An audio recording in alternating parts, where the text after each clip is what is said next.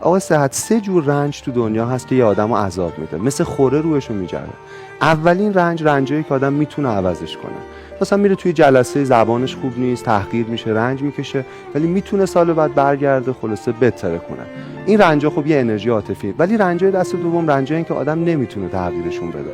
یعنی مثل اینکه کسی رو از دست داده، سودی رو تجربه میکنه، طلاقی رخ، یه چیزی. خب رنجای دست سوم از همه این دوتا ترسناکتره و بدتره.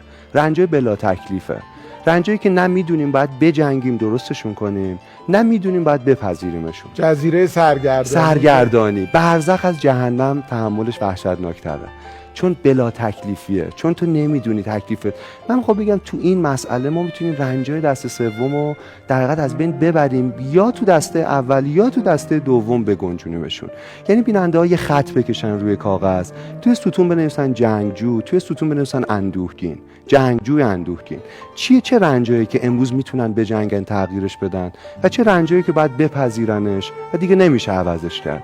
این که میگه خدای به من جرأت اینو بده که چیزی که میتونم عوض کنم و عوض کنم و چیزی که نمیتونم عوض کنم و بپذیرم و تفاوت بین این دوتا رو به من یاد بده، این اوج خرده.